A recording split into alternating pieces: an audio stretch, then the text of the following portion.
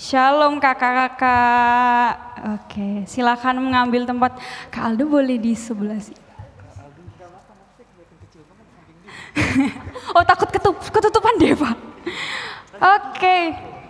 Shalom semuanya kakak-kakak. Gimana kabarnya? Puji Tuhan baik. Harus baik ya, harus semangat ya. Oke, sebelum kita masuk nih ke materi, bukan materi ya, sharing ya. Kita akan kenal dulu nih sama pembicara kita, sama narasumber kita. Yang pertama ada Ko Robin, ya tempat tanggal lahir. Ini kayaknya salah ini, kita kan sepantaran ini Ko. Ini salah ini tahunnya. Iya 2002 mestinya. Dilayani dan dimuridkan di pelayanan siswa Kota Tulung Agung tahun 2000 sampai 2009. Wow, 9 tahun. Pernah terlibat di dalam pelayanan siswa sejak 2013 sampai sekarang menjadi staf siswa pelayanan Surabaya. Pasti teman-teman udah familiar ya sama Ko Robin ya. Asalnya dari Fakultas Psikologi Ubaya tahun 2009 sampai 2013. Mana fansnya Ko Robin? Koko. Oke, boleh di next Kak. Selanjutnya kita akan kenalan dengan Kak Aldo, Kak Geraldo Pandega atau atau akrab disapa Kak Aldo ya. Oh, Aquarius Gang Kak, sama kayak VB. Ini mestinya sepantaran juga ya. Dilayani oleh pelayanan siswa sejak SMP kelas 2 sampai SMA kelas 3. Pernah melayani di pelayanan siswa sejak TPS Surabaya 2005 sampai 2008. Dari Stikom Surabaya dan Fox Valley Technical College, Wisconsin, USA. Susah ini ya. Keren. Halo Kak Aldo, shalom Kak. Boleh tepuk tangan buat Kak Aldo dong. Ini alumni TPS juga ya, semoga TPS bisa ini ya, keren kayak Kak Aldo. Next, ini cantik sendiri ya, pink. Ada Kak Yiska, tempat tanggal lahir boleh teman-teman baca sendiri. Dilayani oleh pelayanan siswa sejak 2017 sampai saat ini, melayani di SF, melayani di pelayanan siswa SF sejak 2019 sampai saat ini, asalnya dari SMK 10 Surabaya. Halo Kak Yiska. Yang terakhir, yang paling apa ini? Yang paling besar. Aku nggak ngomong ya. Yang paling koko ini. Mana ini? CV-nya Kak Deva ini. Oke, Kak Deva. Kak Deva Supriyadi, seorang mahasiswa, lahirnya di situ, dilayani oleh pelayanan siswa sejak 2014 sampai saat ini. Melayani di pelayanan siswa sebagai TPS. Sampai sekarang dari SMA Negeri 3 Surabaya, sekarang berkuliah di Univ 17 Agustus Surabaya. Oke, halo Kak Deva. Ya, teman-teman tadi notice ya, teman-teman kakak-kakak narsum yang di depan ini dari latar belakang yang berbeda, tapi ada satu yang mengikat, yaitu pernah dilayani di siswa. Luar biasa Tuhan tangan Tuhan bekerja 48 tahun di pelayanan siswa. Boleh tepuk tangan untuk Tuhan kita dong? Oke, langsung masuk ya, langsung masuk ke inti kita. Nah ini nih God's purpose in my golden age ya, God's purpose, tujuan Allah dan masa keemasan, usia emas gitu ya. Mungkin kalau bahas perkembangan ini kita afdolnya ke orang yang basicnya psikologi ini ya, psikologi. Nah kok kira-kira nih, maksudnya kita itu butuh pencerahan nih kok sebagai siswa. Masa emas ini maksudnya gimana? Apakah kita kerja terus punya emas banyak gitu atau gimana kok? Boleh dijelasin? Silahkan Ko Robin. Iya, thank you VB. Selamat siang teman-teman. Ya, semoga nggak ngantuk ya. Siang? Oke. Ya, tadi pertanyaannya Kak VB ya. Kak VB itu tanya golden age-nya gimana? Kerja dapat emas gitu ya? Yeah. Padahal kalau saya udah mas-mas ya. Mas Robin, ada Mas Aldo gitu ya. Teman-teman sebenarnya kalau kita mau bahas tentang masa emas gitu ya. Mungkin kita mesti lihat dulu dari sisi tujuan Tuhan dulu gitu ya. Mungkin bagi kita ada yang tanya, Kak apa sih kaitannya tujuan Tuhan itu sama masa emas saya atau ya umur emas saya gitu ya, terutama teman yang di remaja gitu ya. Mungkin baik dari kita berpikir begini, apa sih kaitannya Kak? Kenapa saya mesti mengkaitkan hidup saya dengan Tuhan gitu ya? Teman-teman, satu bagian yang perlu teman-teman sadari gitu ya, bahwa segala sesuatu diciptakan itu pasti ada tujuannya, benar ya? Betul. Nah, dan kita masih tahu pencipta kita itu adalah Tuhan. Jadi Tuhan itu pencipta kita dan sudah wajar kalau Tuhan itu punya tujuan dalam hidup kita. Teman-teman setuju nggak? Setuju ya? Kita sepakat dulu ya. Jadi semua ada tujuan dan kita itu mesti berpikir bahwa oh ya jelas dong gitu. Namanya Tuhan pencipta, ya kita yang diciptakan ya pasti punya tujuan. Yang kasih tujuan juga Tuhan, begitu. Nah, kalau begitu pertanyaannya, tujuan hidup kita manusia apa nih? Gitu ya. Kalau Kak Robin mau sederhanakan ada 2 gitu ya. Kalau di PPT Kak Robin sudah tuliskan tujuannya itu adalah kita itu sebagai manusia diciptakan untuk gitu ya, memuliakan Tuhan dan untuk menikmati Tuhan itu sampai selama-lamanya. Teman-teman, ini 1-2 kata yang menurut Kak Robin kita udah mungkin sangat familiar ya. Memuliakan Tuhan ya, kita hidup kita gitu ya, pelayanan kita, uang kita, semualah dalam hidup kita itu bisa untuk menolong orang lain kembali memuliakan Tuhan. Tapi di sisi yang lain juga kita bisa menikmati Tuhan. Nikmati Tuhan gimana nih? Ya kalau ibadah, berdoa, baca firman itu kita bersuka cita menemukan damai sejahtera. Jadi teman-teman, untuk memenuhi tujuan Tuhan yang seperti ini gitu ya, manusia itu perlu berproses. Nggak ada ya manusia yang lahir tiba-tiba jadi hebat, bener kan ya? Masa kalian lahir terus tiba-tiba itu udah jadi besar gitu terus bisa semuanya? Enggak, semua itu butuh proses. Nah, dalam proses yang berkaitan dengan itu begitu ya, apa yang perlu kita perhatikan itu masa emas kita. Nah, kalau teman-teman di psikologi itu golden age gitu ya, saya itu kalau dengar golden age itu jadi pikirnya itu iklan susu ya, karena golden age itu adalah masa di mana 0 sampai 5 tahun gitu ya, seorang manusia atau anak itu berkembang secara penuh, secara otak maupun fisiknya gitu ya, dan dia itu mengalami pertumbuhan secara maksimal. Jadi ya itulah golden age sebenarnya ya kalau ditanya dari secara psikologi. Gitu Kak Febe. Gitu, oke. Tapi Febe highlight satu hal yang menarik dan membingungkan juga ya. 0 sampai 5 tahun ini kita kan udah SMP dan SMA semua ini Kak. Ada yang balita mungkin di sini? Nggak ada. Siapa tadi? Ito ya. Ada yang 5 tahun? Oh, ada 1. Oh. Takutnya ini kita apakah salah kelas atau kita salah acara, ini gimana nih kok kaitannya dengan kita yang sudah SMP dan SMA? Iya, teman-teman, kata kuncinya itu kan mengalami pertumbuhan ya. Kalau tadi saya sebutkan, kita itu manusia makin bertambah umur itu kan makin mengalami pertumbuhan, ada pertumbuhan gitu ya. Kalau teman-teman misalkan saya itu punya keponakan gitu ya, teman-teman mungkin juga punya adik atau keponakan juga. Kalau kita lihat di umur-umur itu gitu ya, anak-anak itu misalkan cuman bisa teriaknya itu a gitu ya. Minta sesuatu nggak bisa ngomong, bener ya? Nggak ada ya anak umur 1 tahun tiba-tiba minta coklat, wah ini teriak ini mamanya, karena bayi ajaib pasti. Jadi namanya manusia itu pasti yang semakin bertambah umur dia mengalami pertumbuhan. Nah, yang namanya pertumbuhan itu berproses begitu ya. Gitu ya. Berikutnya mungkin seminggu 2 minggu dia udah bisa tunjuk, tapi tunjuknya pun nggak jelas. Nggak ada anak kecil ya mau minta misalkan minta roti gitu ya, dia langsung tunjuk roti, itu kayaknya jarang ya. Kalaupun tunjuk itu sambil kepalanya meliuk-liuk kemana-mana nggak jelas gitu ya. Dia sambil teriak Kalau mentok kalau sudah bisa agak bicara gitu ya, dia panggil papi, mami, papa, mama, bapak, ibu gitu ya. Biasanya nggak bisa juga lengkap, panggilnya terakhir ma, pa, gitu ya. Bener ya? Nah teman-teman yang kayak begitu gitu ya, kalau dia nggak bisa mendapatkan apa yang dia mau akhirnya nangis gitu ya.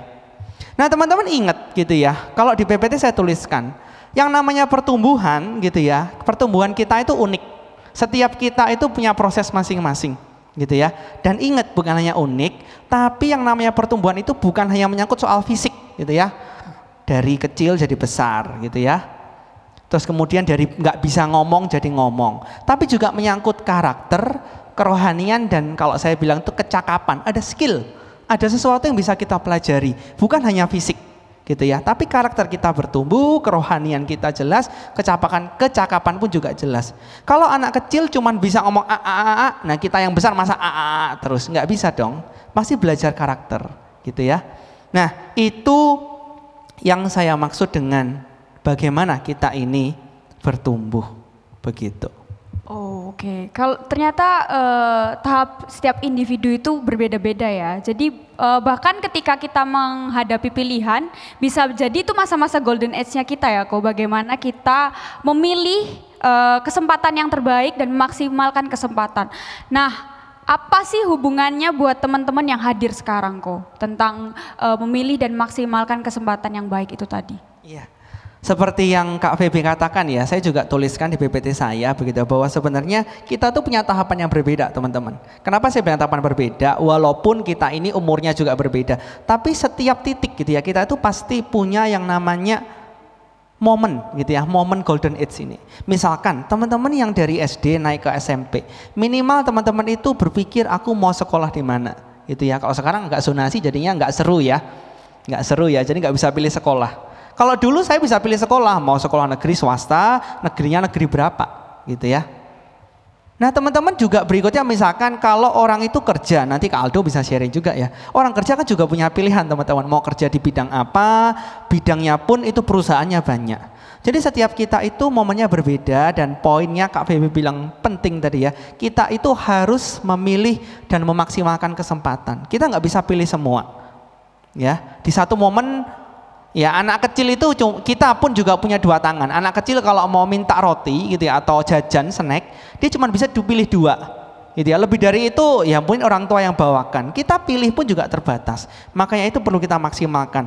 Nah, kenapa kita masih memilih begitu? Teman-teman coba perhatikan, kalau teman-teman ini di masanya, saya bilang masa remaja, siswa itu masa remaja ya. Masa remaja itu kalau di PPT saya tuliskan umurnya itu 12 sampai 18 tahun. Di umur-umur ini teman-teman itu punya ciri khas yang unik. Saya tuliskan itu ya, ada minimal 8 yang bisa saya identifikasi. Teman-teman remaja itu logis gitu ya. Kok bisa logis Kak? Iya, sudah mulai berpikirnya itu pakai logika. Kalau kita itu diajarin misalkan, atau kalian pernah lihat ini ya, ibaratnya anak-anak kecil gitu ya, misalkan umur 5 tahun ke bawah gitu ya, atau 10 tahun ke bawah, kita agak tipu tuh bisa ya. Misalkan kita main sulapan gitu ya Kak ya, ini ya, terus kita dilempar ke belakang, anak kecil tuh kaget gitu ya, bener ya teman-teman ya, kaget-kaget gitu ya. Atau kalau anak kecil cicak-cicak, nggak ada cicaknya tapi diam juga. Kita kan sudah nggak bisa gitu dong, anak remaja udah bisa berpikir logis, masa mau ditipu begitu gitu ya. Uang juga kita tahu, kalau harga 5.000 gitu ya, kasih uangnya 10.000, kembalinya 5.000, kita udah tahu. Anak-anak juga, teman-teman juga berpikirnya lebih kritis, lebih idealis gitu ya. Makanya teman-teman banyak pertanyaan ya, banyak pertanyaan. Nggak jarang juga orang tua itu jadinya bingung jawab. Akhirnya kalau bingung jawab, kakak-kakaknya pun juga bingung di sekolah ya. Kok ditanyain mau jawab apa nih gitu ya. Makanya jawabannya tunggu dulu ya, atau kalau yang udah bosen, nanti aja tanyanya ya, dengerin dulu gitu ya. Seringkali kami pun juga mungkin kebingungan gitu ya. Nah, ada identitas juga, ada pubertas gitu ya. Teman-teman unik karena apa? Di masa teman-teman itu teman-teman mempertanyakan, aku tuh siapa sih? Kenapa aku harus sekolah ini? Kenapa aku lahir di keluarga ini? Kenapa aku mesti melakukan ini? Itu banyak sekali gitu ya. Termasuk pubertas. Pubertas itu mempengaruhi kalau dari sisi gitu ya, fisik kalian, psikologis dan maupun fisiologis kalian gitu ya. Tubuh kalian itu ada hormon-hormon yang mulai muncul. Nah, hormon-hormon itu pengaruh. Makanya kalau enggak ada ya anak TK itu bilang, aku kok lihat wanita itu cantik. Nah itu mungkin anak sekarang itu cantik, ngomong cantik ganteng tuh nggak ngerti. SMP itu udah mulai ngerti. Cantik itu durasinya lagi. Cantik itu skalanya berapa? Cantik itu rambut panjang atau pendek. Kita sudah bisa mendefinisikan teman-teman. Jadi itu yang disebut dengan ya unik gitu ya. Nah kebutuhannya pun juga unik gitu ya. Di situ saya tuliskan ada pengenalan diri dan potensi gitu ya. Kemudian ada role model. Butuh yang namanya kakak-kakak, ada rekan gitu ya, makanya komunitas penting gitu ya, teman berjalan, temanku siapa, ikut acara HUT nggak Kak, siapa yang ikut, nah ya gitu ya, kan nggak ada yang tanya Kak materinya apa, enggak, Kak siapa yang ikut gitu ya, ada relasi komunitas, ada penerimaan, teman-teman kalau dimarahin gitu ya, kayaknya aku tuh anaknya papa enggak sih? Tanya gitu ya. Atau yang terakhir 5 itu ya, ada kesempatan. Jadi saya kira itu keunikan gitu ya dari teman-teman remaja yang dikaitkan dengan bagaimana tujuan Tuhan dalam hidup kalian itu bisa tercapai. Oke, sudah jelas ya teman-teman ya. Jadi gak ajek gitu ya paten kalau golden age itu cuma di 0 sampai 5 tahun. Tapi bagaimana kita proses menjalani momen-momen tertentu. Nah, soal memaksimalkan kesempatan itu tadi sih Kak.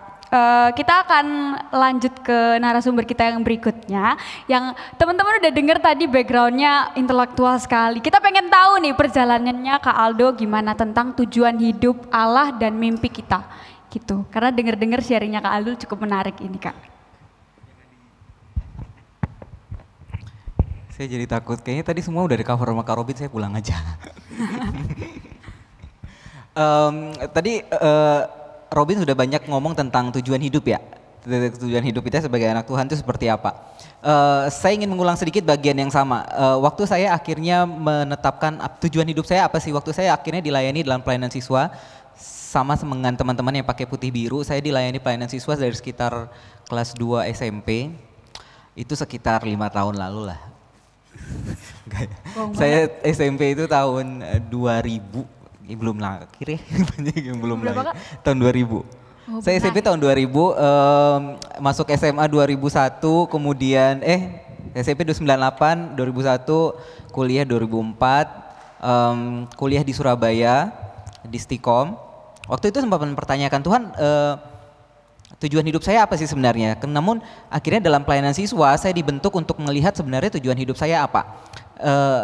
Dalam suatu bagian firman Tuhan yang saya tuliskan di PowerPoint saya juga, bahwa tujuan hidup kita sebenarnya hanya untuk memuliakan nama Tuhan. Apapun yang kita kerjakan, saya mau jadi tukang sapu, saya mau jadi presiden, saya mau jadi artis, saya mau jadi pekerjaan apapun, profesi apapun yang saya kerjakan, semuanya hanya untuk kemuliaan nama Tuhan. Bahkan kalau di firman Tuhan dikatakan, jika engkau makan, jika engkau minum, jika engkau melakukan sesuatu yang lain, lakukanlah semua itu untuk kemuliaan Tuhan. Jadi dalam setiap langkah kita, dalam setiap kita mau melangkah, dalam setiap kita mau ngapa-ngapain ya, saya melakukannya untuk kemuliaan nama Tuhan. Sampai akhirnya saya menemukan bahwa saya melakukan profesi apa yang saya pilih itu hanya untuk kemuliaan nama Tuhan.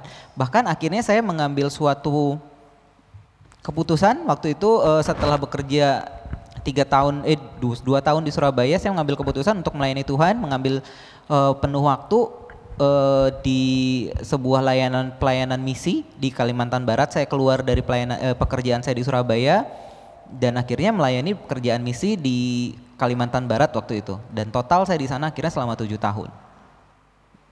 Dari yang awalnya saya bilang, Tuhan kayaknya saya hanya perpuluhan waktu aja untuk Tuhan. Ya perpuluhan waktu itu kalau kita bekerja umur efektif, bekerja sekitar umur 20 sampai umur 50 berarti waktu efektif sekitar 30 tahun untuk bekerja. Perpuluhan waktu itu saya berpikir ya mungkin antara 2 sampai 3 tahun. Tapi ternyata panggilan Tuhan bagi saya waktu itu adalah 2 plus 5. Jadi total saya melayani Tuhan di sana total 7 tahun. Jadi saya di sana 2 tahun, kemudian Tuhan kasih saya berkat untuk dapat mendapatkan beasiswa untuk melanjutkan pendidikan di luar negeri.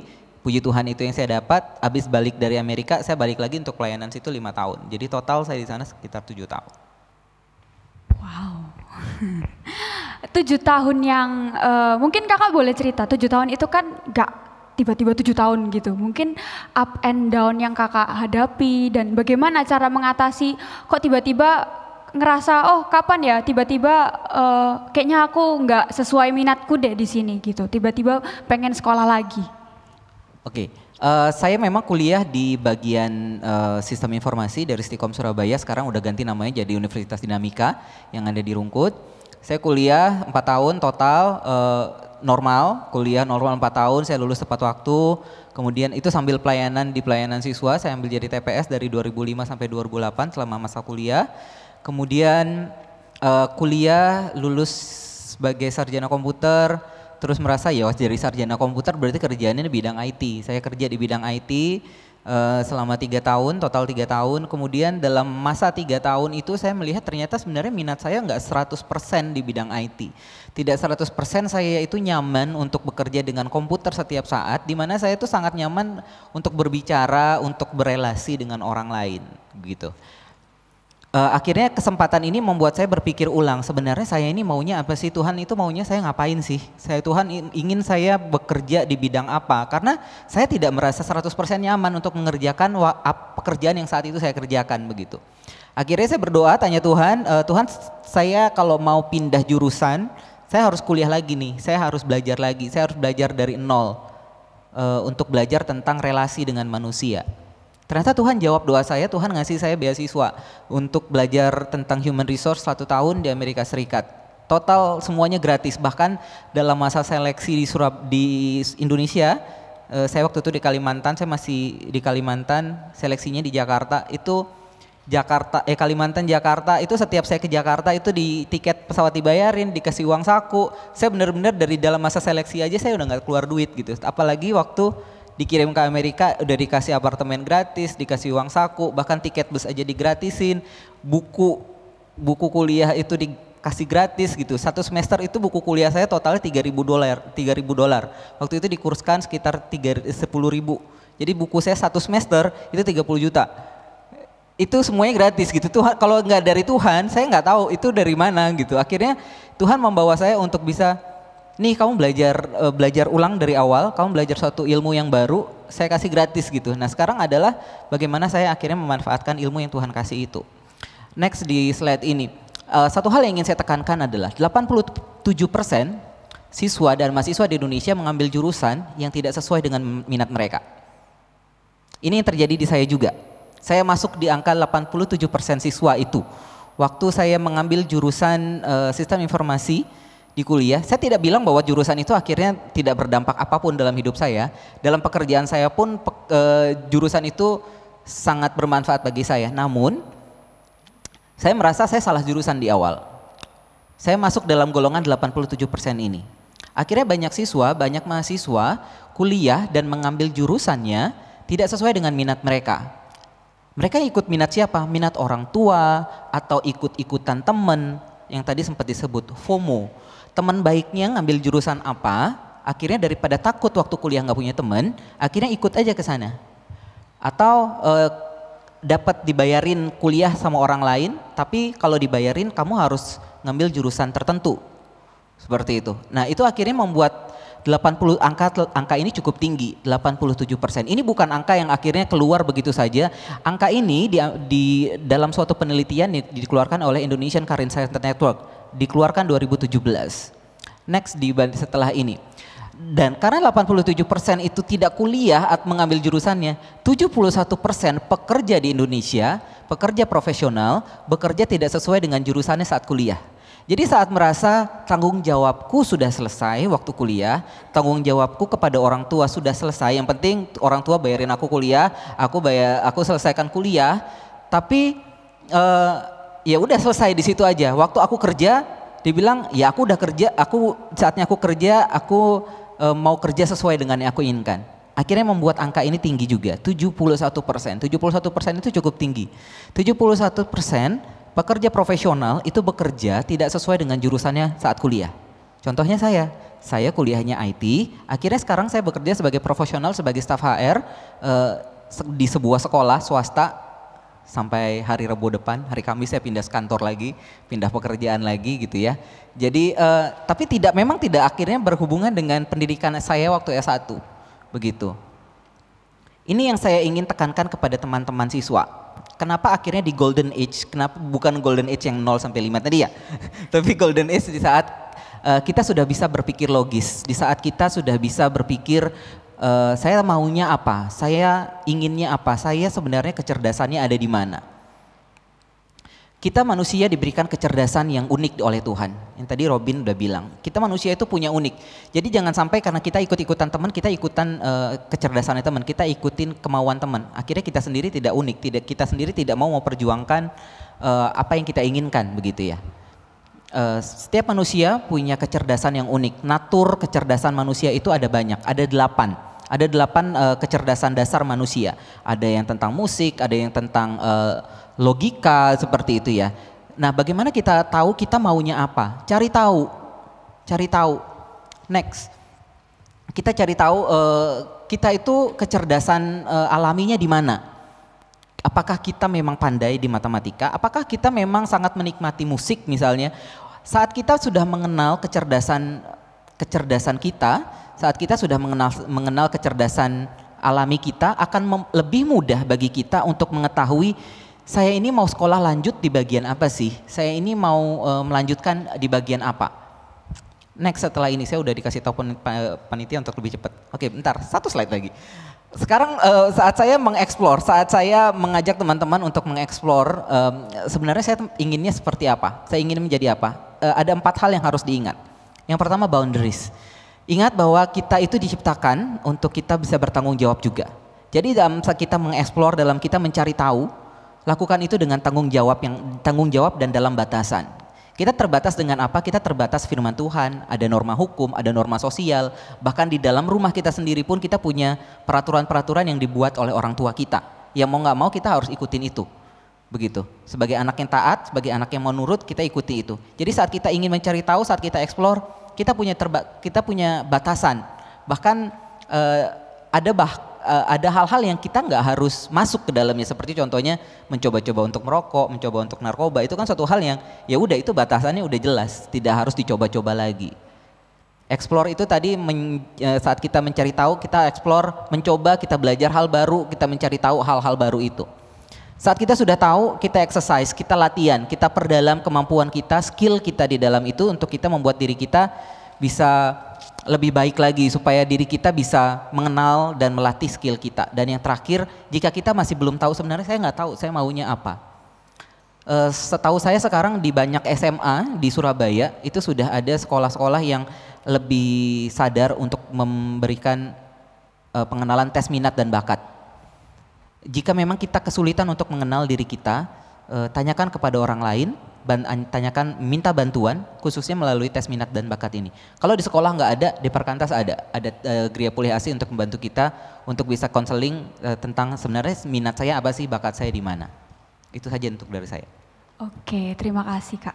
Berarti emang tujuan hidup Allah dalam kita itu apa ya, hal-hal basic yang seperti makan, minum pun selama itu memuliakan Tuhan, itu sebenarnya kita udah menjalankan tujuan Allah ya. Jangan sampai kita makan, minum pun jadi batu sandungan buat orang lain. Dan explore tadi ya, jangan sampai, dan Kak Aldo juga udah mengalami sendiri, pengen banget teman-teman yang di sini tuh jangan sampai terlambat. Jadi ayo sekarang cari talentanya teman-teman, karena semuanya punya talenta yang unik. Bicara soal talenta, mimpi dan cita-cita, mungkin ada 2 orang yang lebih relate ya di sini, yang lagi menjalani masa-masa explore. Yang rada senior dulu, mungkin Deva ya, senior ininya juga. Deva boleh cerita tentang bagaimana Deva menemukan talenta, juga bagaimana sih kakak-kakak yang di pelayanan siswa membantu Deva dalam menemukan talenta yang ada dalam diri Deva. Mungkin lebih mengeksplosur lagi, kayak gitu. Silakan Deva. Cek. Oke, terima kasih VB buat pertanyaannya. Selamat siang teman-teman. Wah, kok udah lemes ini gimana nih? Selamat siang teman-teman. Oke, kok sama aku santai aja ya, karena dari pembawaan kayak udah beda banget ya. Kakak yang satu ini udah bercat sendiri rambutnya gitu kan. Oke, kalau soal bahas explore ya Bea, buat teman-teman juga, teman-teman SMA dan SMP. Aku sendiri tahu bakatku, ini udah kelihatan ya, bakatnya adalah ngomong gitu. Tahu sendiri dari bakatku tuh dibantu bener-bener sama kakak KTB-ku gitu. Puji Tuhan dari SMP itu aku memang dilayani oleh Perkantas khususnya untuk di persekutuan doa. Dan kalau katanya kakak KTB-ku ya gitu ya, waktu melihat aku SMP, ada namanya Kak Dias gitu ya. Itu udah ngeliat, oh ini anak nih bawel gitu ya, nih ya. Kayaknya bisa nih untuk public speaking gitu. Akhirnya aku dipaksa untuk mau gak mau jadi MC PD dulu berawal dari MC PD gitu. Pastilah namanya anak SMP kayak, gak mau Kak, malu. Ternyata kenyamanan sampai sekarang jadi pekerjaan juga lumayan loh teman-teman gitu. Si abadi. Iya gitu, jadi mulai dari situ, dari KKTB yang menyarankan, terus juga ketika ini nih saat lagi student fellowship, terus juga lagi hot siswa ini, seringkali pasti ditawari gitu, ayo siapa yang mau ikut hot siswa, mau bantu jadi pemusik, atau singer, atau MC. Nah di situ tuh ketika dari kakak-kakak pelayan Tuhan itu menawarkan, itu bisa diambil loh ternyata. Dan dari situ kita bisa tahu, ternyata aku bisa juga ini nyanyi, aku ternyata bisa juga nih MC. Jadi Memang awalnya aku nggak tahu bakat aku gitu, aku pikir udah pinter, nggak bisa belajar, nggak rajin, gede lagi nggak bisa apa-apa, kayak malu gitu ya teman-teman. Ternyata ada talentanya begitu. Dan yang tahu sendiri terkadang tuh kita nggak tahu value diri kita, terkadang kita juga nggak tahu nih bakat kita itu apa. Tapi seringkali orang lain loh yang bisa lihat itu, ini loh bakatnya gitu. Jadi menurut aku untuk mengeksplor diri dan talenta itu selain mencoba sendiri, coba deh tanya atau denger dari sekitar gitu masukan. Kita nih cocoknya ngapain gitu. Kalau memang positif dan memang sesuai dengan perintah Tuhan dan kalau bisa memuliakan Tuhan juga, kenapa harus malu buat memulai gitu sih Beko soal explore talenta. Oke, thank you. Sesederhana bawel ya, ternyata itu talenta yang Tuhan kasih gitu ya. Ternyata itu public speaking. Oke, dan Deva sekarang lagi aktif di radio gitu ya. Iya, puji Tuhan aku aktif sebagai general manager radio kampus. Juga karena katanya ya public speakingnya bagus, aku ditunjuk untuk perwakilan di Dikti untuk pengabdian masyarakat di desa di Mojokerto begitu. Keren banget. Tepuk tangan dong. Ya, jadi kayak Deva nih, hal yang sederhana yang kita anggap itu malah kita ngerasa itu kayaknya kekurangan ya. Padahal orang lihat, Tuhan lihat itu menjadi sebuah kelebihan. Kayak gitu. Oke, thank you Deva. Mungkin ke Yiska. Ya, Yiska, aduh kok rada ketutupan, kamu rada mundur dikit dong gitu ya. Aku maju. Yiska ini lagi masa-masa mengeksplor ya kan. Ya, lagi SMK juga, lagi mau UTBK tahun depan kira-kira. Nah, Yiska boleh sharingin nih kira-kira perjalanan kamu dalam berproses mencari hal-hal yang menjadi talenta kamu dan bagaimana kakak-kakak KTB yang berperan di dalam pertumbuhannya Yiska. Kalau dalam hal mencari talenta itu dulu aku pernah coba belajar, bukan pernah coba sih, sempat tertarik di dalam dunia dance gitu kan ya. Mungkin kelihatan kayak ya stylenya sekarang ya, enggak juga sih. Itu terus akhirnya SMK itu masuk SMK mencoba untuk ikut ekskul dance kan gitu. Tapi karena gak konsisten jadi kayak kependem gitu sekarang. Terus juga dulu tuh pernah kalau tentang potensi itu pernah coba-coba belajar gambar gitu. Bahkan dulu SD itu pernah jual gambar ke teman-teman sampai dimarahin bunda. Terus habis itu kalau sekarang itu lagi belajar main musik, main gitar doang sih. Masih belum tahu nada juga tapi ya udah belajar-belajar aja gitu. Terus juga mungkin juga pingin belajar menulis. Itu masih pingin, jadi masih belum bisa banget tapi ya masih belajar menulis kayak gitu. Dan di situ tuh kayak dan aku sendiri kayak masih di dalam masa yang mencoba-coba gitu loh di dalam proses belajar itu tadi. Jadi masih gimana ya, kayak masih belum tahu pasti ini sebenarnya tuh aku ngapain sih gitu loh, kayak semuanya itu udah tak coba gitu loh. Tapi kok aku ngerasa kayak masih gini-gini aja gitu kan. Kayak nggak ada perkembangan, kayak tadi di dance aku juga udah yang nggak gimana-gimana gitu sekarang. Terus kalau gambar juga udah nggak pernah gambar juga. Jadi kalau tantangannya juga dalam mencari potensi diri itu dari diri sendiriku, kemalasan juga, nggak konsisten itu tadi. Terus juga kayak apa ya, ngerasa kayak nggak ada gunanya gitu loh. Kayak aku dance terus habis itu nggak berkembang gitu kan. Di dalam diriku sendiri juga nggak berkembang, di dalam tim itu juga nggak berkembang. Jadi kayak ngerasa apa sih ini kok mek gini-gini tok gitu kan, kalau anak Surabaya bilang kok mek gini-gini tok dan nggak ada apa-apanya, ya wes lah akhirnya keluar kayak gitu. Nah tapi banyak kakak-kakak di perkantas, kakak KTB ku yang Kak Stevi itu kan, kakak KTB ku dulu tuh dia mesti bilang kayak Kak Deva gitu, yang kamu loh dek bisa dance kan, coba dikembangin gitu loh. Kan kamu bisa ini gitu. Terus juga ada yang bilang tuh kan kamu bisa bikin video-video gitu, video-video kayak konten-konten kreator kayak gitu di TikTok atau di Instagram kayak gitu. Kenapa nggak dikembangin kayak gitu? Jadi masih di stuck di dalam pertanyaan kenapa nggak dikembangin, itu yang membuat diriku kayak kenapa sih, kenapa enggak, aku tuh pengen nyoba lagi gitu loh. Itu sih. Dan kakak-kakak KTB juga, kakak-kakak di perkantas juga itu yang bantu aku untuk apa ya, mencari kayak membuka pikiranku gitu loh, kayak mereka tuh bilang ke aku kan, bilang terus aku kayak oh iya sih, berarti aku kayaknya tuh bisa kayak gini dan bisa aku coba kayak gitu loh.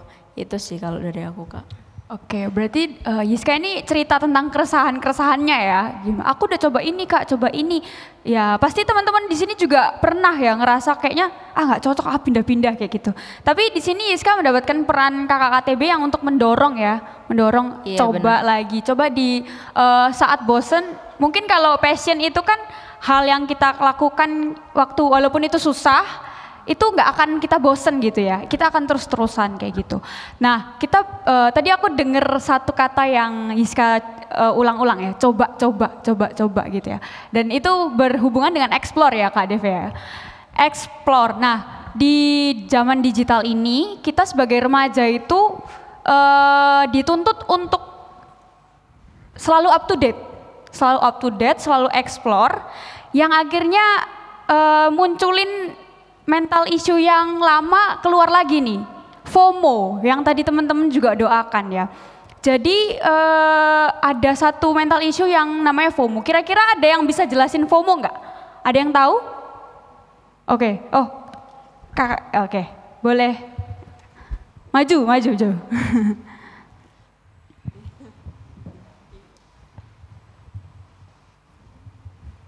Oke.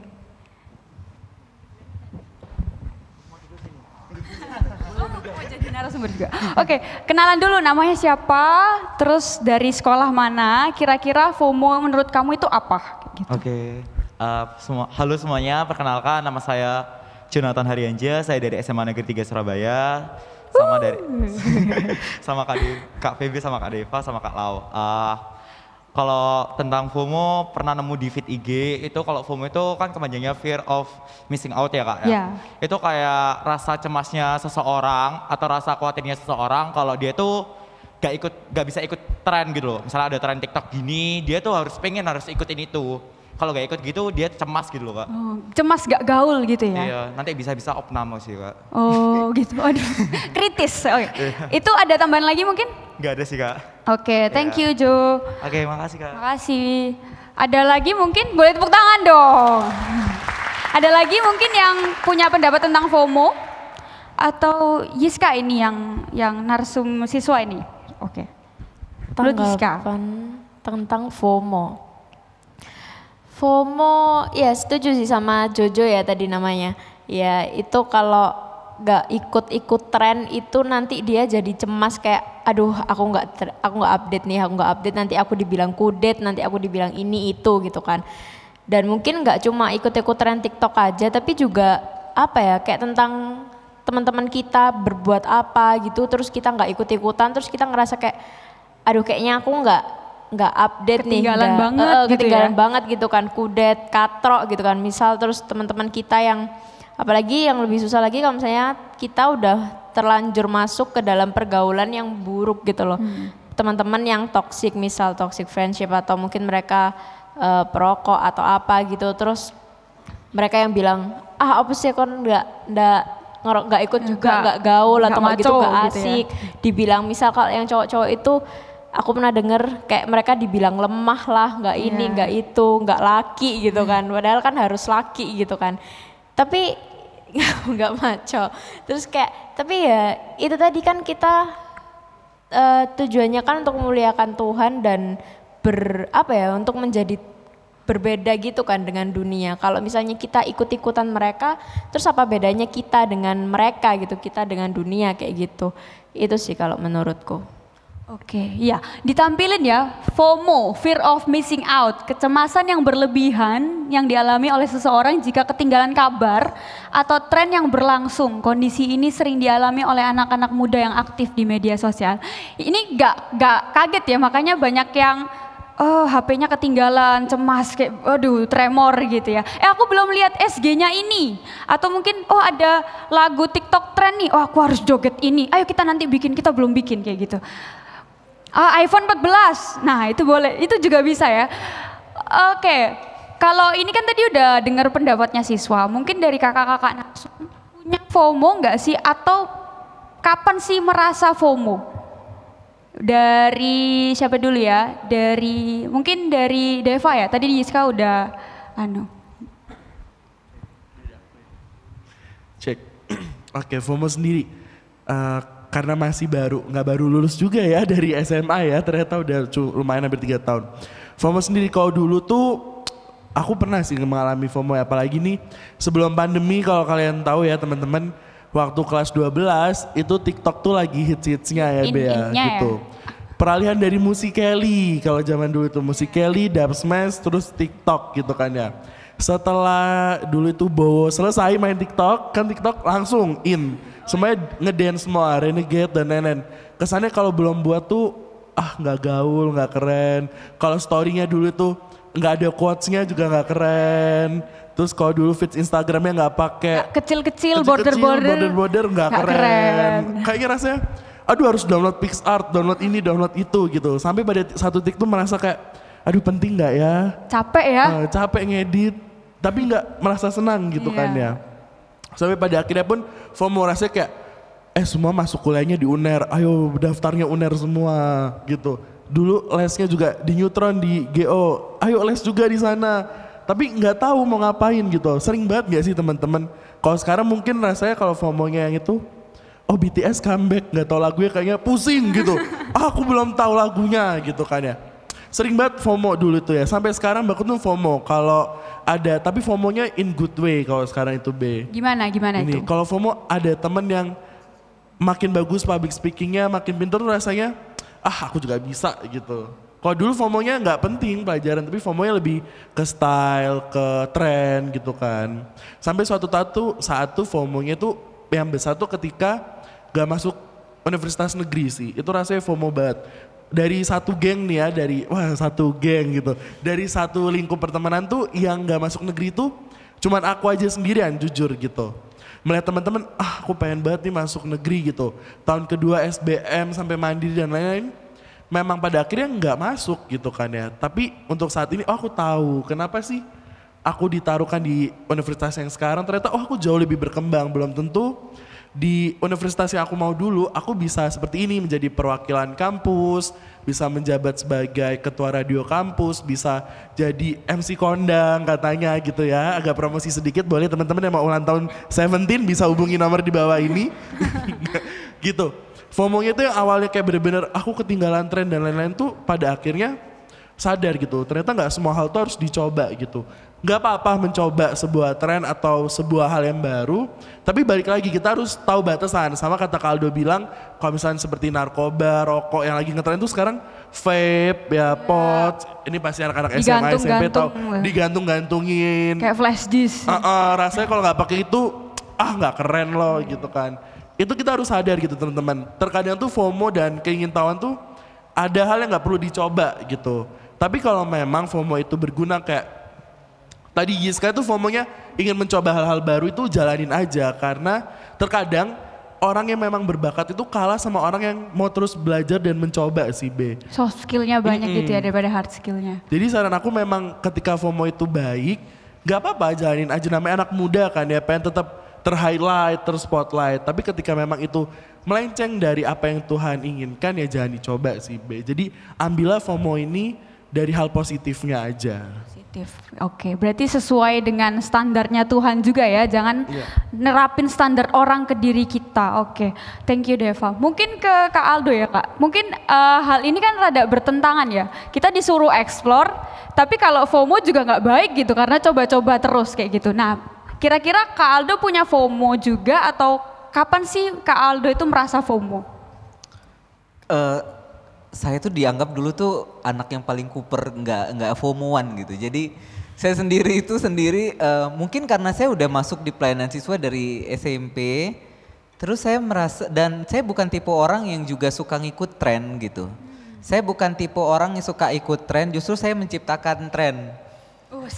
Bukan masalah, saya justru tipe orang yang saya nggak suka disama-samain. Jadi saya pun nggak akan nyamain orang. Jadi saat orang lagi rame, waktu zaman saya itu rame-ramenya itu pakai BlackBerry, saya ingat banget. Nah, itu zaman saat saya mulai kerja 2008, itu saat-saatnya BlackBerry mulai keluar, lagi muncul lah, lagi rame-ramenya BlackBerry. Tapi saat semua orang pakai BlackBerry, di saat itu saya bilang saya nggak mau pakai BlackBerry. Sampai akhirnya BlackBerry menghilang. Gitu. Berarti BlackBerry itu hilang sekitar 2015-an kali ya. Jadi ada sekitar dalam kurun waktu itu saya nggak pernah punya BlackBerry dan nggak pernah merasa ingin punya BlackBerry karena merasa semua orang udah punya. Saya apa bedanya saya dengan orang lain kalau semua orang lain punya saya jadi ini sendiri gitu. Karena ya nggak tahu, saya nggak suka disama-samain sama orang, saya nggak suka niru orang lain. Tapi saya punya FOMO sendiri. Apa tuh Kak? Saya tuh punya FOMO sendiri karena yang mengikutin selera saya. Saya suka nonton. Jadi teman-teman kakak-kakak staff, Kak Koko ini kakak-kakak TB saya dulu, Kak Koko, Kak Marlia, Kak Yanti itu tahu kalau saya itu suka nonton. Jadi biasanya kalau Sabtu atau hari biasa lah, non Sabtu Minggu mahal ya, masih mahasiswa ya. Weekdays ya. Ya, jadi hari lain biasanya saya tuh pulang, karena kebetulan waktu itu saya sempat berkantor selama 2 tahun, saya ngantornya itu di mall. Jadi pulang kantor, istirahat jam kerja itu saya beli tiket nanti buat nonton pulang kantor gitu. Jadi ya FOMO saya di film sih biasanya. Jadi saya berusaha saya akan nonton film di hari pertama keluar. Jadi supaya nggak kena spoiler dari orang-orang gitu aja sih. Itu jadi saya FOMO-nya sesuai dengan minat saya saat itu adalah nonton sih. Nonton. Oke, punya FOMO sendiri ya. Jadi tipikal yang aduh jangan spoiler kayak gitu. Jangan sampai takutnya FOMO yang itu loh. Ngetop bis gitu kan. Ada kan sempat. Oke. Nah, kita udah dengar pengalamannya kakak-kakak juga dan teman-teman. Nah, kalau pendapatnya Ko Robin nih, gimana? Yang berkecimpung di bidangnya. Jangan senyum-senyum kok. Iya, paling sulit itu teman-teman kalau semuanya tuh dinamain gitu ya. Ini kena ini, kita tuh kayaknya kayak jadi orang penyakitan mental gitu kali ya. Hashtag apalah. Iya, Gitu. ini, jadi kita pusing. Zaman dulu nggak begitu ya, tapi semakin berkembangnya sekarang ya, ilmu psikologi juga semakin berkembang. Orang dulu nggak pedulikan itu namanya apa. Sekarang lebih bikin stres juga kalau aku FOMO ya, bikin stres juga kali ya kalau kita mikir begitu ya. Tapi teman-teman sebenarnya apa sih yang membuat FOMO itu begitu ya? Sebenarnya kalau mau gampang ya, FOMO itu kan muncul kalau menurut saya ya, itu karena kita itu banyak melihat tuh ya, satu ya. Melihat, tapi bukan yang melihat, kita itu akhirnya membandingkan ya. Umur-umur teman-teman tadi logikanya udah jalan ya. Kita bukan yang melihat tapi sampai kita membandingkan antara apa yang kita ada dengan yang ya mungkin teman kita yang kita lihat di medsos ataupun di mana-mana gitu ya. Paling suka lihat tren gitu ya. Saya juga suka lihat tren ya teman-teman, tapi tren-tren tertentu, misalkan tren desain gitu ya. Tapi apa ya, kalau nggak ngikutin juga nggak masalah begitu. Tapi yang menjadi penting begini teman-teman, apa sih membuat ini ya? Mungkin kalau next slide-nya juga bisa di nextin gitu ya. Kalau yang membuat kita ini masalahnya apa sih begitu ya? Kalau kita tuh semakin banyak melihat teman-teman, semakin kita banyak melihat, kita itu semakin banyak membandingkan dengan orang lain. Gitu ya. Nah masalahnya bukan hanya itu, nggak berdiri saja. Semakin kita itu membandingkan melihat orang lain, semakin besar harapan kita. Kok aku nggak kayak gitu ya? Kok aku gini ya, kok aku beda sama yang lain ya, gitu ya, macam-macam ya. Kalau di Kak Aldo ngomong soal ini, saya juga nyempet tuh, misalkan medsos, zaman kita mungkin sama Kak Aldo ya, Friendster gitu ya, udah tutup sekarang Friendsternya, ganti Facebook gitu ya, Facebook, Instagram gitu ya, atau sempat Pet dulu juga ya, macam-macam lah. Jadi saya mikir, ya ini pada pindah semua ya, begitu ya teman-teman, migrasi ke sana. Jadi apa yang kita harapkan gitu ya, akhirnya kita itu aku harus jadi sama seperti gitu ya. Bukan seperti Tuhan gitu ya tadi di awal ya. Tapi ternyata sama seperti apa? Orang lain capai, orang lain punya. Kita akan kejar sesuatu berdasarkan orang lain, berdasarkan tren gitu ya. Boleh nggak Kak? Ya boleh aja. Tapi sampai kapan teman kita itu mengejar standar orang lain gitu ya? Kita itu kan hidup tadi dibayangkan unik ya. Kita tuh dipanggil Tuhan berbeda-beda. Ada yang sekolah di swasta, ada yang sekolah negeri. Ada yang negeri pun macam-macam. Gitu ya. Jadi kita nggak bisa paksakan. Nah teman-teman, semakin besar harapan kita, semakin besar juga ketakutan kita untuk gagal mencapainya.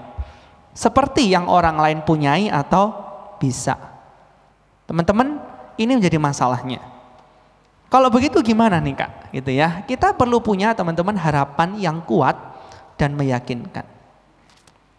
Teman-teman, kalau kita itu punya cuman sekedar harapan yang besar doang gitu ya, tapi dasarnya nggak jelas, itu cuma jadi khayalan. Ya, aku punya cita-cita setinggi langit gitu ya, tapi nggak ada usaha, nggak ada dasarnya gitu ya. Ya itu khayalan namanya. Ya kita cuma bisa berharap gitu ya.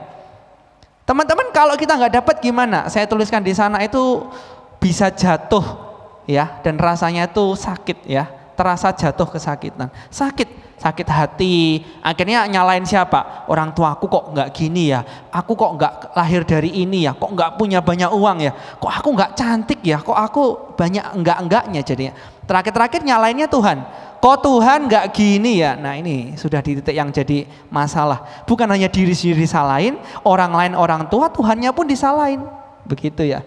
Kok aku nggak gini ya, nggak puas.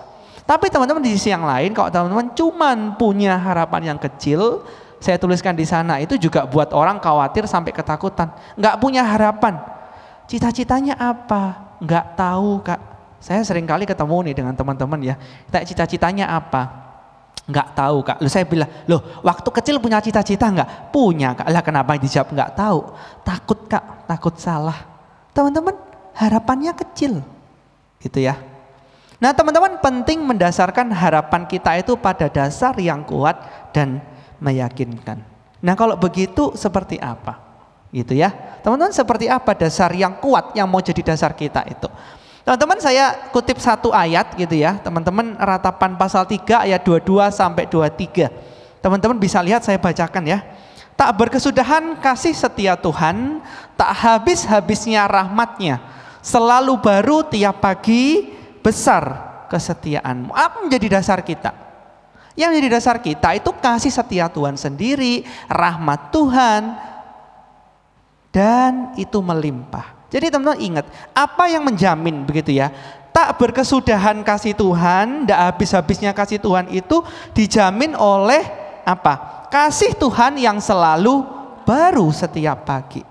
Kalau kita ini insecure, takut gitu, karena kita sering membanding-bandingkan, jangan-jangan kita itu nggak pernah punya pengharapan di dalam Tuhan. Kita tuh sibuknya membandingkan ya.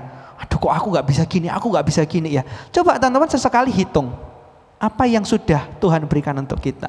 Ya, selain kematian Yesus di atas kayu salib, itu yang paling penting. Tapi setiap harinya bersyukur tadi naik motor bisa sampai sini gitu ya.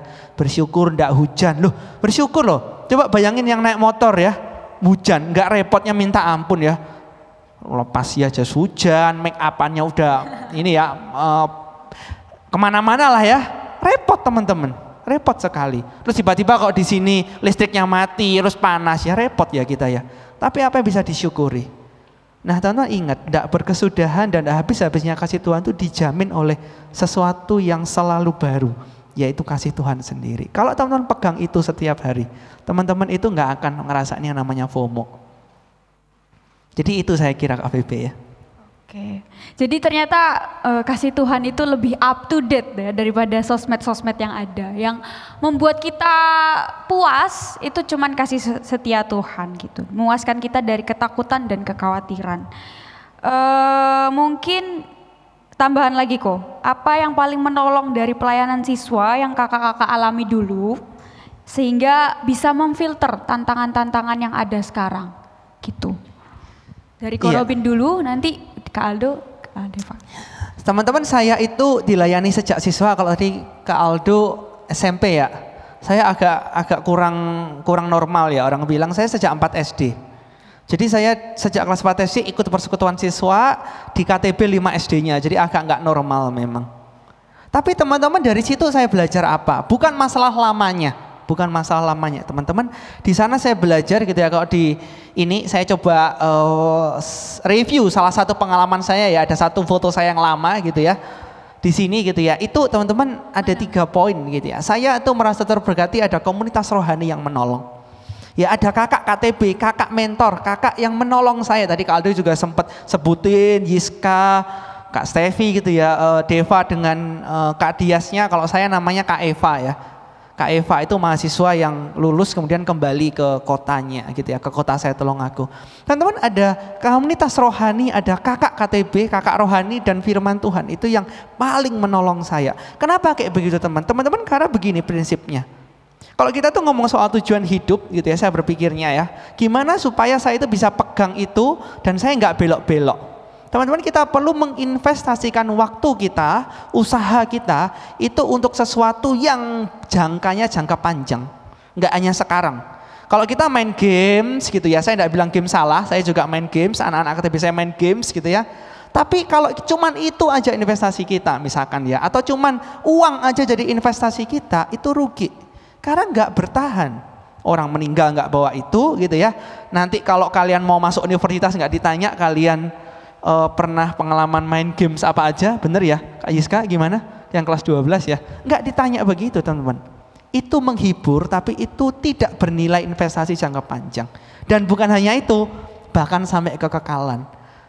Jadi teman-teman kita mesti berpikirnya jangka panjang gitu ya. Jangan jangka pendek. Hari ini selesai ya hari ini ya. Yang cukup hari ini cuman kesusahan, ya. Yang cukup hari ini kata Alkitab cuman kesusahan. Kalau hidup kita di dalam Tuhan jangan cuma sampai hari ini dipikirinnya. Nanti jadi bermasalah kita. Kita harus mikir jangka panjang. Kesusahan cukup sehari, tapi hidup kita dalam rencana Tuhan itu sampai kekekalan. Kalau itu saya Kak Bebi. Silakan. Ya, makasih Kak Robin. Mari kita tutup dalam doa. Nggak jauh beda dengan Robin. Yang saya bilang di awal, saya sempat ngomong tentang boundaries. Kelompok KTB pelayanan siswa dibina dalam pelayanan siswa menolong saya dalam masa eksplorasi. Jadi dalam masa eksplorasi itu saya nggak keluar batasan. Saya akan tetap berada di dalam batasan, saya akan tetap ya dalam jalurnya begitu. Jadi ada kakak KTB, ada komunitas rohani yang membuat kami itu ya kalau mau coba-coba ya coba-cobanya sekitaran-sekitaran itu dalam coba-coba yang aman begitu. Saya ingat banget waktu saya pelayanan siswa, saya dibina dalam pelayanan siswa, saya SMA, saya sekolah SMP SMA itu di Denpasar dengan ada beberapa teman juga dari Denpasar yang akhirnya pelayanan siswa di sini.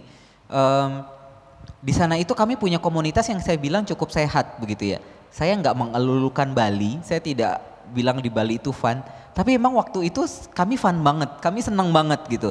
Jadi kalau di Bali itu sampai dibuat ini plesetan Bali banyak libur. Jadi Bali itu banyak banget libur sekolahnya. Belum Saraswati ada liburnya, Galungan liburnya 2 minggu, Kuningan liburnya 2 minggu, dan itu setahun 2 kali gitu. Jadi liburan kayak gitu tuh banyak banget. Tapi dalam masa-masa libur itu akhirnya yang membuat kami ini libur nih, kita kemana ya gitu ya. Libur nih, kita ngapain ya? Yang ngumpulnya itu sama teman-teman persekutuan itu. Jadi beda-beda sekolah. Kami kayak kalau di sini SF, kalau di sana itu persekutuan kota. Ya dengan teman-teman yang beda sekolah tapi terus gabung dalam pelayanan siswa bersama. Ya dalam masa libur itu kami KTB bareng. Kami saat teduh bareng. Kami tuh bisa saat teduh tuh pagi subuh jam 5 pagi di Pantai Kute. Abis KTB bareng, abis itu kami main di pantai gitu. Itu yang saya bilang ini menyenangkan sekali, ini menyenangkan. Masa-masa saya waktu saya ingat-ingat ternyata masa-masa itu masa-masa yang menyenangkan.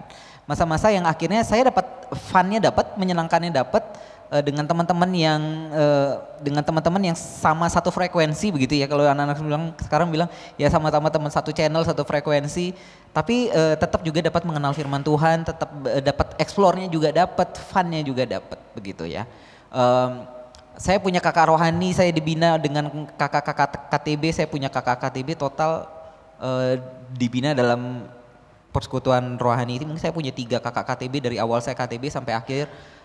Tapi dari komunitas KTB ini, yang akhirnya pada saat sekarang, saat saya sudah bekerja, itu komunitas yang saya cari.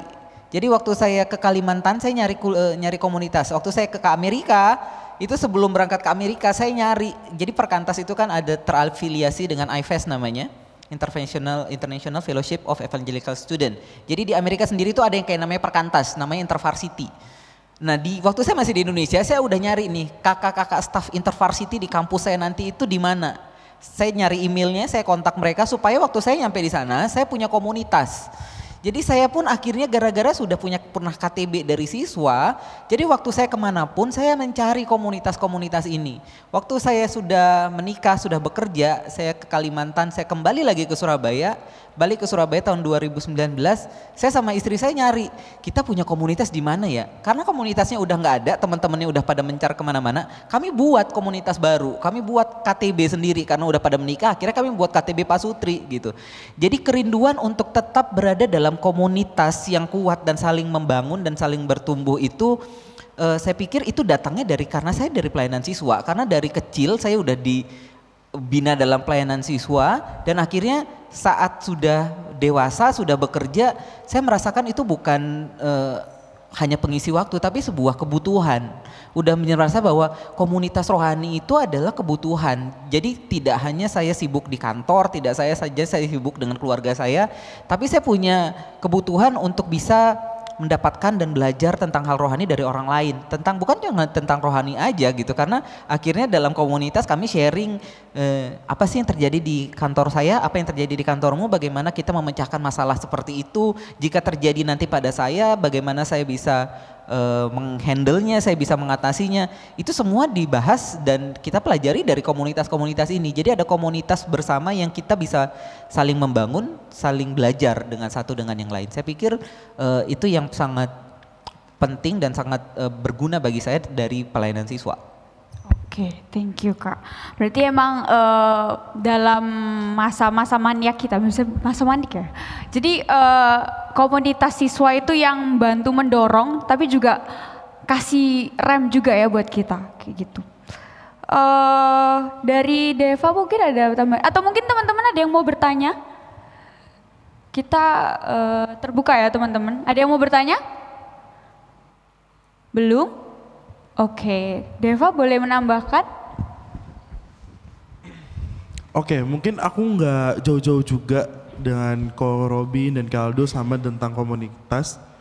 Karena dengan background keluarga yang memang bukan orang percaya gitu ya. Terus di Golden Age kami yang memang waktu itu SMP dan SMA itu dengan lingkup keluarga memang bukan keluarga Kristen. Istilahnya aku tertolong sih untuk adanya kakak-kakak rohani yang begitu banyaknya dan begitu mau untuk melayani aku dan teman-teman siswa pada saat itu di SMP gitu. Karena saat kuliah pun aku tersadar memang jati diriku terbentuk itu tuh juga dibantu oleh kakak-kakak rohani ini yang melayani aku, dan ketika aku bergabung di KTB pun aku merasa seperti aku punya bukan lagi seorang kakak yang mau menolong dan mengajari aku tentang hal kekristenan dan mau memberi aku saran dan sharing bersama, tapi juga sebagai aku sebagai anak dan memiliki orang tua rohani yang memang membantu aku untuk bukan hanya mengeksplor tapi mengenal apa saja yang aku bisa lakukan di diriku dan apakah aku memang segitu punyanya bakat, kemampuan yang bisa aku sharingkan kepada teman-teman dan bisa sama-sama belajar dan berkembang dan membawa dampak yang positif untuk sekitar. Itu yang menurut aku satu hal besar yang sampai saat ini aku berterima kasih dan menjadi kekuatanku juga untuk saling melayani, dan akhirnya aku kembali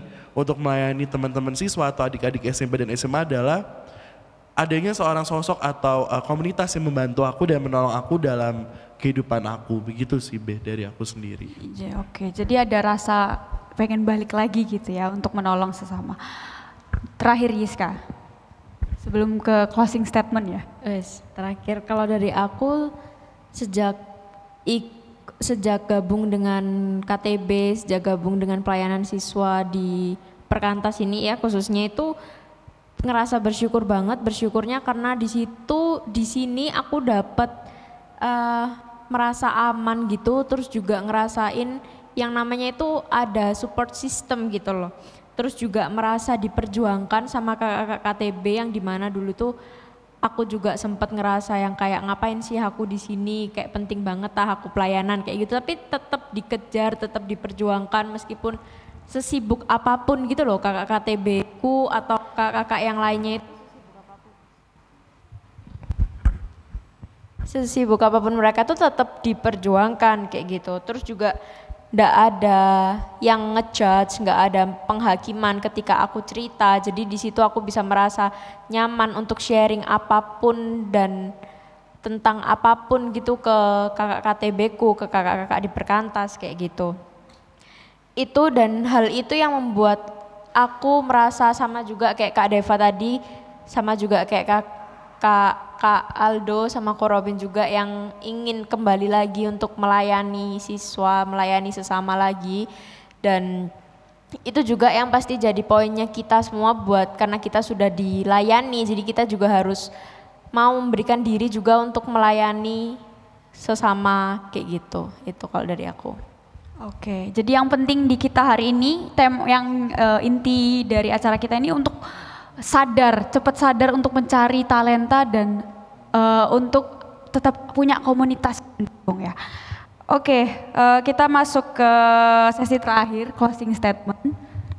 Silakan Yiska dulu, Yiska lagi. Kalau dari aku udah tak catat di sini, karena tadi aku bawa buku ya sambil nyatet. Itu karena kita semua di sini sudah dilayani, jadi ayo mulai sekarang waktunya kita juga melayani sesama. Terus tepuk tangan dong buat singkat, padat, jelas, tapi lumayan susah untuk dilakukan ya. Kak Deva? Oke, untuk closing statementku sendiri lebih ke saran ya buat khususnya teman-teman yang di masa-masa SMP dan SMA adalah perbanyak belajar dan explore hal-hal positif untuk menemukan value diri sih. Karena untuk zaman kini tuh terkadang tuh kita lupa gitu hal apa yang membuat kita itu berarti gitu. Kita selalu mengikuti hal-hal yang sama seperti orang hingga monoton sampai kita kehilangan karakter diri sendiri. Jadi di masa-masa yang krusial ini, di golden age kita, di masa SMP, SMA menuju pradewasa adalah mari ayo kita belajar bersama-sama, sharing.